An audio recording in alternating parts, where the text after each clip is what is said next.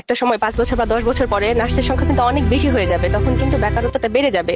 তো আমাদের ছেলেমেয়েরা যদি পাশ করার সাথে সাথে তারা যদি এনক্লেক্সে বসে যায়, ভালো একটা ফিউচার তারা গেইন করতে পারবে। আমি মেরিনা মুভিজ, আমি পাশ করেছি ময়মনসিংহ নার্সিং কলেজ থেকে 3rd ব্যাচ। সেশন ছিল 2009-10। বর্তমানে আমি জাতীয় ক্যান্সার গবেষণা ইনস্টিটিউট হসপিটালে কর্মরত এবং অ্যাটাচমেন্টে আছি আমাদের অধিদপ্তরে, হেড অফিসে রিসার্চ সেলে আমি অ্যাটাচমেন্টে কাজ করছি। আপনি যে এনক্লেক্সে সুইচ করলেন, ভালো একটা পজিশনে ছিলেন, কিন্তু কেন? আমি মনে করি কি, মানে প্রত্যেকটা মানুষের লাইফে না কিছু ডিফারেন্ট এম থাকে, গোল থাকে। কেউ কেউ চায় যে আমি হচ্ছে আমার প্রফেশনে নার্স বা প্রফেশনাল দিকে এগিয়ে যাব, ক্লিনিক্যাল সাইডে, আবার কেউ কেউ চায় যে আমি অ্যাডমিনিস্ট্রেটিভ সাইডে এগিয়ে যাব। তো আমি এনক্লেভ সম্পর্কে আসলে জানতাম না, সত্যি কথা যেটা। এই সম্পর্কে আমার কোনো ধারণা ছিল না। আমার ধ্যান জ্ঞান প্রাণ সবকিছু ছিল আমি একজন পিএইচডি হোল্ডার হব।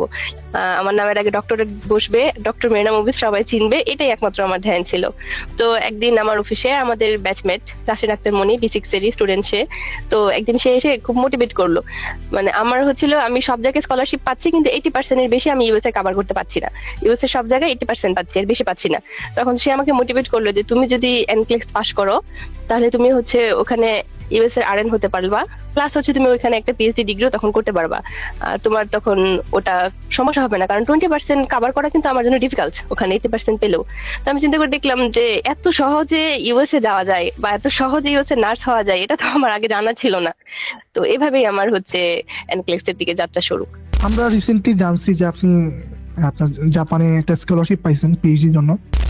হ্যাঁ, আমি যখন এনক্লেক্স এর জার্নি হচ্ছে এনসিটিভির সাথে শুরু করি, সেটা ছিল এপ্রিল মাস। তো তখন আমি হচ্ছে পিএইচডির জন্য মানে জান প্রাণ দিয়ে লেগে গেছি যে আমার যেভাবেই হোক পিএইচডি করতেই হবে। আমার প্রপোজাল লেখা, বিভিন্ন প্রফেসরকে হচ্ছে স্টেটমেন্ট মোটিভেশন দেওয়া, সেগুলো নিয়ে আমি খুবই ব্যস্ত। তো ঠিক তখনই হচ্ছে এনক্লেক্সের জার্নিটা শুরু করলাম। তো এর আগে তো আমি 3টা মাস্টার্স করেছি, কিন্তু আমার কাছে মনে হয়েছে যে কি, আমি কেন এতগুলো মাস্টার্স করলাম, আমি কেন আগে এনক্লেক্স সম্পর্কে জানলাম না, আর আমি কেনই বা পিএইচডির পিছনে দৌড়াচ্ছি। আমার সবার আগে এনক্লেক্স করা দরকার ছিল।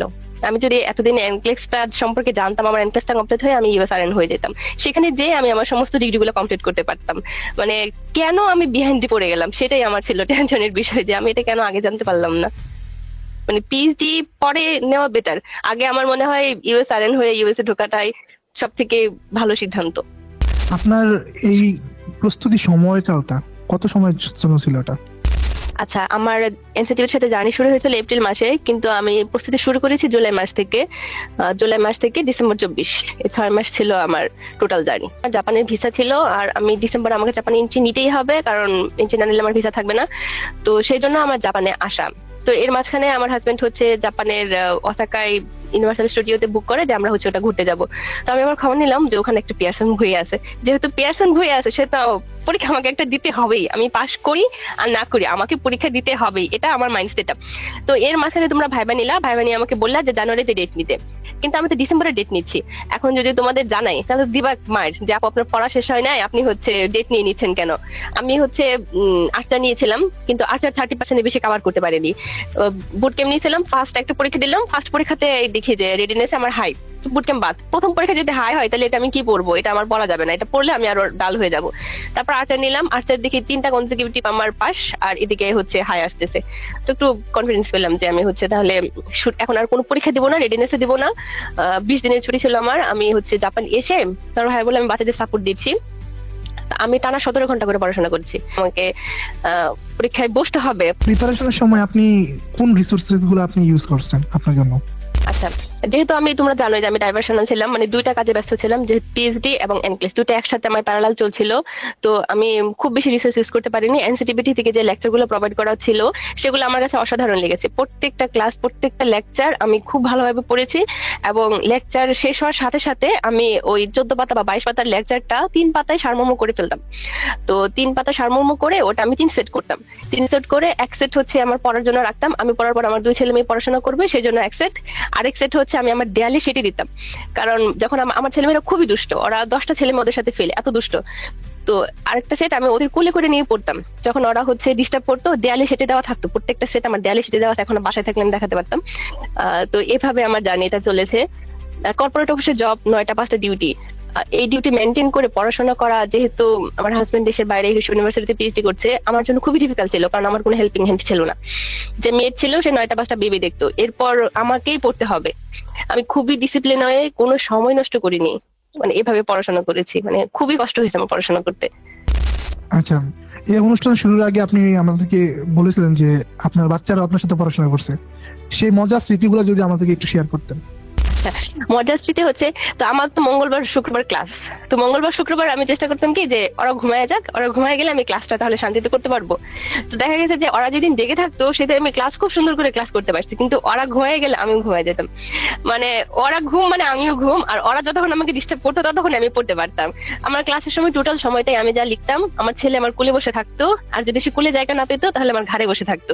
মানে বসে থাকতেই হবে, কি পড়াচ্ছে, কোন আঙ্কেল পড়াচ্ছে, আঙ্কেলের তো ছবি দেখতে পাচ্ছি না, তোমার টিচার কি ছেলে না মেয়ে, কোনটা টিচার, এতগুলো ছবি দেখা যাচ্ছে, মানে ওদের কাছে একটা রহস্যময় বস্তু, এতগুলো মানুষের মাথা দেখা যাচ্ছে কিন্তু কে পড়াচ্ছে।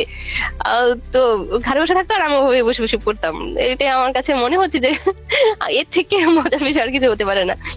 রেজাল্টটা যখন পেয়ে গেলেন তখন আপনার অনুভূতি কি ছিল, আপনাদের ফ্যামিলি রিয়াকশন কেমন ছিল?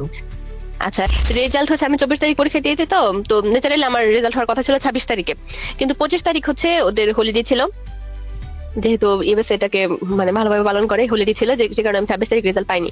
তো আমি তো টেনশন করতেছি যে আমার পরীক্ষা তো ভালো হয়নি, আমি ওদের কথা শুনি নাই, কোনো কিছু কমপ্লিট করি নাই, মক টেস্টও কমপ্লিট করি নাই, আমি হচ্ছে পরীক্ষা দিয়ে দিলাম, আমি তো ফেল। মানে তোমার ভাইয়ের সাথে আমার কান্নাকাটি এক দফা শেষ, যে আমি তো ফেল, আমি পরীক্ষা দিলাম, কথা শুনিনি, এই জন্য আমি ফেল করছি, আমি ওদের কথা শুনলে আমি ফেল করতাম না।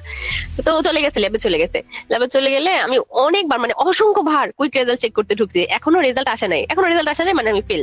এরপরে সকালবেলা বসলাম, নামাজ কালাম পড়ে বসলাম যে আল্লাহ দেখি দেখি যে রেজাল্ট অ্যাভেলেবল। এরপর আমার কার্ড দিয়ে আমি ঢুকলাম, তোমার ভাইয়ের কার্ড দিয়ে ঢুকলে আবার ও দেখে ফেলবে যে আমি পাস করছি না ফেল করছি, এটা তো আমার একটা লজ্জার বিষয়। দেন আমি ঢুকে দেখলাম, ভাবলাম যে কার্ডের টাকাটা অ্যাকসেপ্ট হচ্ছে, ওটা হচ্ছে দেখাবে। তো দেখি যে না, সরাসরি রেজাল্ট পেজটাই চলে আসছে, এবং আমি তো জানি যে কোন পাশটায় রেজাল্ট থাকে, তো সেই পাশে চোখ চলে গেছে, দেখি আলহামদুলিল্লাহ মানে পাস লেখা। ওটা দেখে মানে প্রথম এক্সপ্রেশন তো আমি আল্লাহ তাআলার কাছে অবশ্যই প্রথম এক্সপ্রেশন, আমি রেজাল্টটা দেখার পরে আমি প্রথমে নামাজ পড়ছি, কোরআন পড়ছি, তারপর তোমাদের ভাইয়াকে জানাইছি যে আমি তো আলহামদুলিল্লাহ পাস করছি। এটা আমি প্রথম এনসিটিভি দিয়ে ওদেরকে জানাবো, তোমাদের নক করছিলাম পাচ্ছিলাম না, যে আমি আগে ওদেরকে জানাবো, কারণ আমার এটা দাবিদার একমাত্র ওরাই। ওরা যদি এতটুকু টেক কেয়ার না করতো তাহলে আমার পক্ষে এটা সম্ভব হতো না। তোমাদেরকে জানানোর পরে আমি বাকি সবাইকে ফ্যামিলিতে জানিয়েছি। আচ্ছা, এনক্লেক্স এর প্রিপারেশনটা আপনি নিলেন, আপনি বাংলাদেশে কয়েকটা মাস্টার্সও করছেন, তো অনেকগুলো পরীক্ষা দিয়েছেন, কিন্তু এই পরীক্ষার অনুভূতি কেমন আর বাকিগুলা কেমন? আচ্ছা, একটা ভালো প্রশ্ন বলছো। বাংলাদেশে আমরা যে পড়াশোনাগুলো করি এগুলো কিন্তু সব মুখস্থ, মানে আমরা স্বীকার করি আর না করি, যে প্রশ্নগুলো থাকে আমাদের আগে থেকে ধারণা থাকে যে এটা সায়েন্স সিমটম বা এটা কেয়ার, এটার ম্যানেজমেন্ট, এরকমই হবে। আর কিছু সাধারণ কমন জিনিস থাকে যে এটা তো লিখবোই, আসলেও লিখবো, না আসলেও লিখবো। কিন্তু এনক্লেক্স পরীক্ষাটা ওরকম না। এনক্লেক্স পরীক্ষাটা সম্পূর্ণ কেয়ারের উপর, মানে সেফ নার্স, তারা দেখতে চায় যে আমার দেশের রোগীগুলাকে যে কেয়ার করবে সে সেফ কিনা। তো আমি পরীক্ষা দিতে বসে এটা একদম হাড়ে হাড়ে টের পাইছি। আমি তো ফার্মাকোলজি পুরা মানে যা শীত ছিল তোমাদের পুরো ঠোঁটস্থ করে গেছি, যে ফার্মাকোলজি থেকে কোনো প্রশ্ন আসা যেন আমার ভুল না হয়। তাই ফার্মাকোলজিতে কিছুই পাই না, সব হচ্ছে কেয়ার। মানে প্রথম প্রশ্নটাই ওদের হচ্ছে কেয়ার দিয়ে শুরু, চাইল্ড কেয়ার দিয়ে শুরু, মানে অল্প বয়সের মা দিয়ে শুরু হচ্ছে।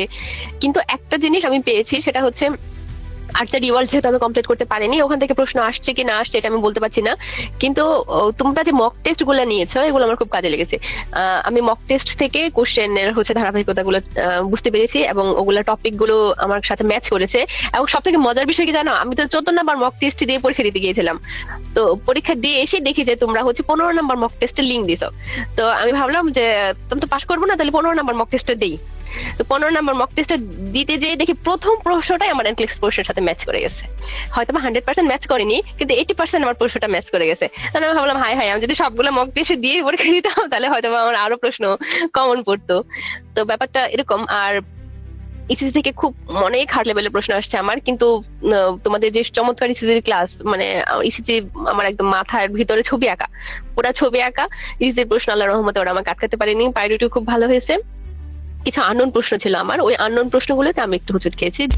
বর্তমানে যারা গ্রাজুয়েশন কমপ্লিট করে তাদের কেরিয়ার গাইডলাইনটা আসলে কেরিয়ার পাথওয়েটা কেমন হওয়া উচিত? আমি যে প্রথম বললাম না যে এক একজনের স্বপ্ন এক এক রকম থাকে। তো আমার কাছে যখন কেউ এই প্রশ্নটা জিজ্ঞেস করে তখন আমি বলি যে তুমি প্রথমে মাইন্ড সেট আপ করো, বা আপনি প্রথমে মাইন্ড সেট আপ করেন যে আপনি ক্লিনিক্যালে যাবেন নাকি আপনি হচ্ছে অ্যাডমিনিস্ট্রেটিভে যাবেন, আপনি কোন দিকে যাবেন। যদি কারো ইচ্ছা থাকে যে আমি হচ্ছে কোনো ইউনিভার্সিটির লেকচারার বা প্রফেসর হব, তার গোল একদিকে, তার পড়াশোনার দৌড় একদিকে। আর যদি কারো ইচ্ছা থাকে যে না, আমি আমার প্রফেশনকে ভালোবাসি, আমি আমার প্রফেশনের দিকে আগাবো এবং আমি একজন ইন্টারন্যাশনাল নার্স হতে চাই, সেক্ষেত্রে তার দৌড়টা থাকবে অন্যদিকে। তো আমি আগে জিজ্ঞেস করি যে তারা কোন দিকে যেতে চায়।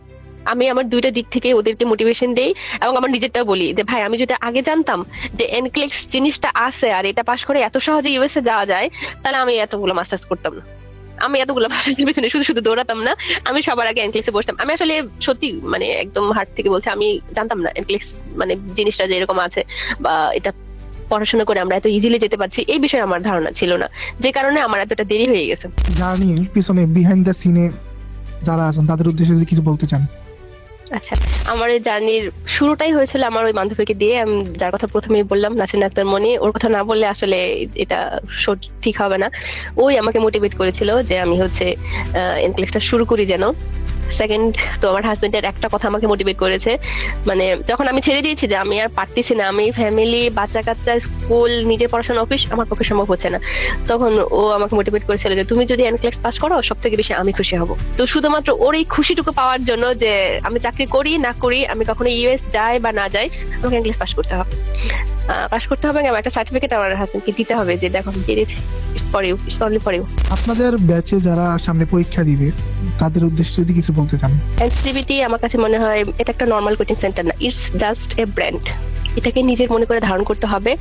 ওদের প্রত্যেকটা পদক্ষেপ ওরা ঠিক যেভাবে পড়ায় ওভাবেই পড়তে হবে। ওরা যখন করবে যে এটা পড়া হারাম, যেমন আমাদের প্রথম থেকেই তোমরা বলে দিছো যে এখন কোশ্চেন সলভ করা যাবে না, এটা হারাম, আমি ঠিক ওভাবেই মেনটেন করছি যে না এখন কোশ্চেন পড়া যাবে না। এরপর যখন ওরা ছেড়ে দিয়েছে যে এখন কোশ্চেন পড়তে হবে, ঠিক তখন থেকে আমরা কোশ্চেন পড়া শুরু করছি।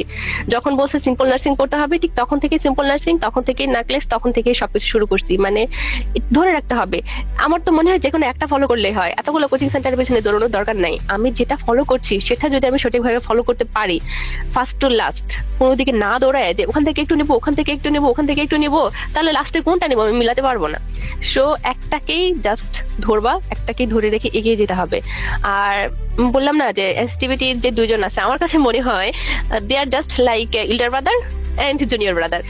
যেমন আমার কাছে ফাহাদ হচ্ছে ছোট ভাই আর নোমান হচ্ছে বড় ভাই। কেন হচ্ছে মানে ওর প্রত্যেকটা কথায় আমি বাঘের মতো ভয় পাইতাম।